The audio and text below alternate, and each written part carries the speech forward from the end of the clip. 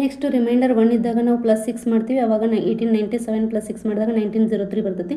But ಇಲ್ಲಿ 6 add days ಬರ್ತಾವೆ. ಈ ಡಿಫ್ರೆನ್ಸ್ ಬಿಟ್ವೀನ್ 1897 ಆ್ಯಂಡ್ 1903 ಏನು ಬರ್ತದೆ, 6 ಬರ್ತಾವೆ. 6 ಆಡ್ ಡೇಸ್ ಅಂತ ಕನ್ಸಿಡರ್ ಮಾಡಬೇಕು. ಸೊ ಇಲ್ಲಿ 6 ಆಡ್ ಡೇಸ್ ಡಿವೈಡ್ ಬೈ 7 ಮಾಡಿದಾಗ ನಮ್ಗೆ ಏನು ಮಾಡಬೇಕು, ರಿಮೈಂಡರ್ 0 ಬರಬೇಕು.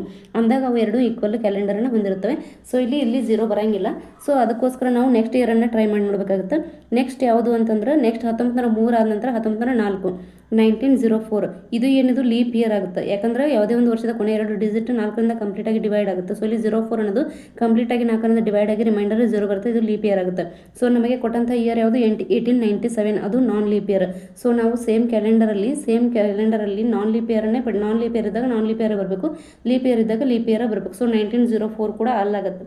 ಇದು ಏನು ನಾನ್ ಲೀಪ್ ಇಯರ್, ಇದು ಸೇಮ್ ಕ್ಯಾಲೆಂಡರ್ ಅಲ್ಲ. ಸೊ ನೆಕ್ಸ್ಟ್ ಏನು ಮಾಡಬೇಕಂದ್ರೆ ಇಲ್ಲಿ 1904 ಇದು ಲೀಪ್ ಇಯರ್.